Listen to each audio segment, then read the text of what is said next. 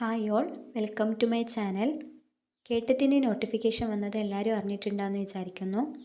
Kerala teachers eligibility test അഥവാ KTET November 11 മുതൽ 20 വരെ അപേക്ഷ ഓൺലൈനായിട്ട് സമർപ്പിക്കാവുന്നതാണ്.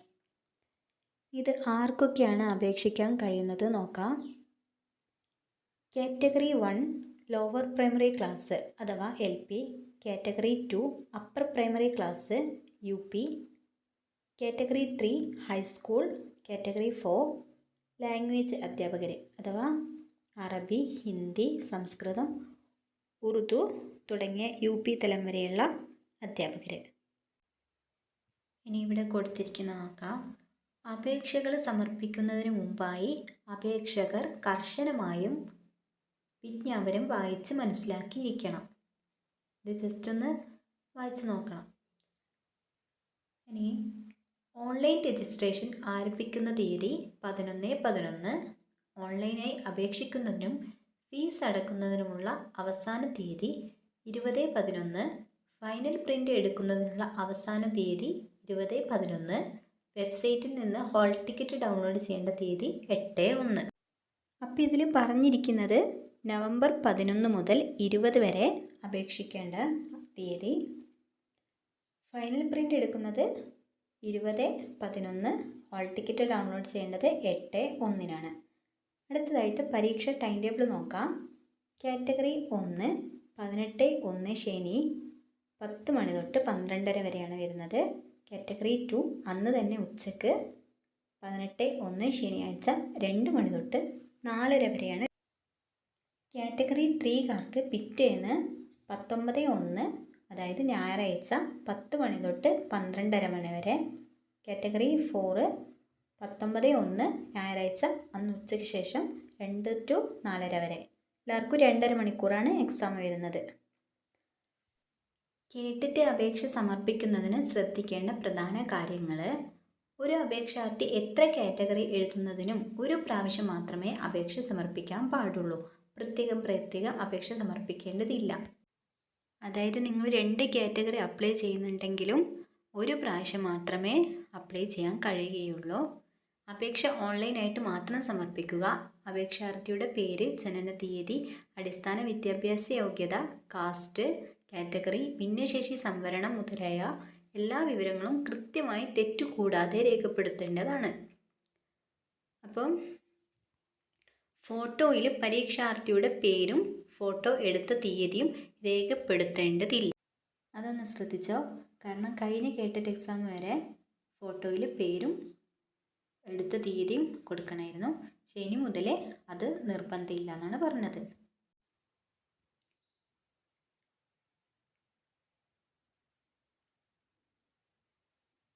ഇതിൽ സിലബസ് കൊടുത്തിട്ടുണ്ട്. അത് ആവശ്യമുള്ള ആൾക്കാർ അതിൽ ആ ലിങ്ക് പോയാൽ കിട്ടുന്നതായിരിക്കും.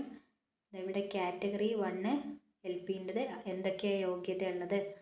DLED, TTC, DEDകാർക്ക് അപേക്ഷിക്കാവുന്നതാണ്. അതൊക്കെ ഇതിൽ കറക്റ്റ് കൊടുത്തിട്ടുണ്ട്. അത് കാറ്റഗറി 1 കൊടുക്കുന്ന ആൾക്കാർ അതൊന്ന് വായിച്ച് നോക്കിയാൽ നല്ലതായിരിക്കും. ഇവിടെ ഓരോ സബ്ജക്റ്റും എത്ര മാർക്കിനാണ് വരുന്നതെന്ന് കാണിക്കുന്നുണ്ട്. Psychology 30, maths 30, science 30, Malayalam 30, English 30. അങ്ങനെ മൊത്തം 150 മാർക്കിലാണ് വരുന്നത്. അടുത്തത് കാറ്റഗറി 2കാർക്ക് എന്തൊക്കെ യോഗ്യത വേണമെന്നുള്ളത് ഇതിൽ കാണിക്കുന്നുണ്ട്. കാറ്റഗറി 2 UPക്കാർക്ക് BEd അല്ലെങ്കിൽ DLED വിത്ത് ഡിഗ്രിയാണ് കേട്ടോ. ഡിഗ്രി വേണം. അത് ഇത്രയും കാലം BBAൻ്റെ കാര്യം കൂടെ ഉണ്ടായിരുന്നു. ഇതിലിപ്പോൾ BBAക്കാർക്കും അപേക്ഷിക്കാവുന്നതാണ്. അതും 150 മാർക്കിൽ തന്നെയാണ്. കാറ്റഗറി 3യും 150 മാർക്കിൽ തന്നെയാണ്. ഓരോ കാറ്റഗറി അപേക്ഷിക്കുന്ന ആൾക്കാർ അതൊന്ന് കൃത്യമായിട്ട് വായിച്ച് നോക്കിയാൽ നല്ലതായിരിക്കും. കാറ്റഗറി 4ൻ്റെ ഇതവിടെ കൊടുത്തിട്ടുണ്ട്. അതും 150 മാർക്കിൽ തന്നെയാണ് വരുന്നത്.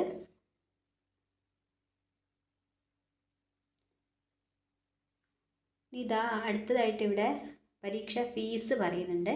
ഓരോ കാറ്റഗറി പരീക്ഷയ്ക്കും അപേക്ഷിക്കുന്നതിന് ജനറൽ വിഭാഗത്തിന് 500 രൂപയും SC ST ഭിന്നശേഷി കാഴ്ചപരിമിതി വിഭാഗത്തിന് 250 രൂപയാണ് പറഞ്ഞിട്ടുള്ളത്. അപ്പോൾ 2 കാറ്റഗറി കൊടുക്കുന്നുണ്ടെങ്കിലും ഫീസ് സെപ്പറേറ്റ് തന്നെ അടയ്ക്കേണ്ടതാണ്.